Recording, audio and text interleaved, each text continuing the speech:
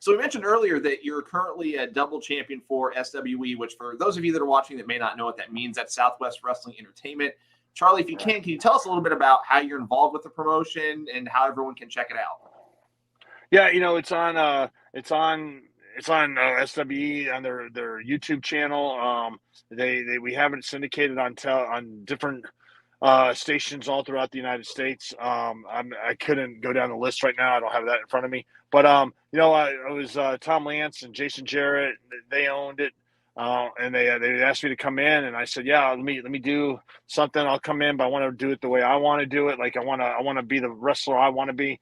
So kind of I've always been a heel at heart, but it's just like I call a lot of my stuff out in the ring. I hate when people are like, when you go backstage and I'm memorizing everything A through Z. I just there's a lot of times when you mess up with something there, then you got. I'm sorry, you mess up there, and everyone tries to go back to the same spot they messed up on. I go here's the way I feel, and the way Shelton and I were brought into WWE. When we wrestled the Guerreros, we were taught to call it out in the ring, and we were taught to listen to the crowd. I think Eddie Guerrero is probably was one of the greatest people that can read a crowd, and he can know how to react off of it right away. And that for like the first 6 months before we even started on TV, Shelton and I were wrestling Chavo and Eddie, and that's how we learned. Like, I mean, we didn't even meet Eddie and Chavo the first time until the music played and we were in the ring. Oh, and wow. It was in front of 12,000 people. It was in front of 12,000 people, and Dean's like, "Welcome to the big leagues. This is how you're going to learn."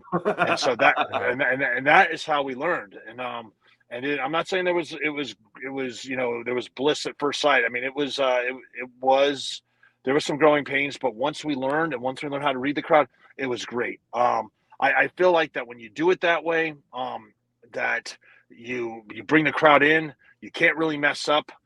You got to have a good punch and kick if you get lost, but it makes it more believable. It makes it more, it makes the kids, like whenever I do it that way, my 12 and 10-year-old Russ and Chuck, who are actually doing pro wrestling now and amateur wrestling, they'll sit there and say, "Man, Dad, your punches look great, your kicks look great." But then they'll watch people that memorize everything, and they're like, "Man, that looked really fake, Dad." Or they'll say, "Hey, Dad, is wrestling real or fake?" I'm like, "Well, it's real." Why? And they're like, "Well, because we can punch better than half the kids on the roster, or half the guy." And I'm like, "Yeah, So I mean, and that's who you have to listen to. It's the kids, man. If they don't believe, then the parents aren't going to believe, and the parents aren't going to pay for them to come.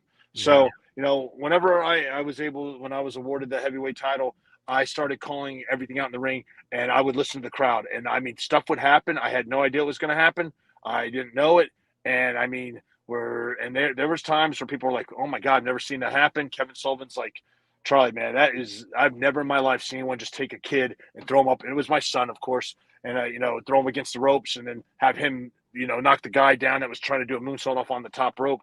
It nutted him into a tree of woe outside the ring, but like no one's ever done that. And that's just something I got to read off I can just read, and that's something that Eddie taught me. So, I mean, that's why it's so different. I think that's why, Rodney Mack and Max and Fatu, Jacob, I mean, they're a great faction called the Privilege. I mean, it's a really good, it's a good promotion.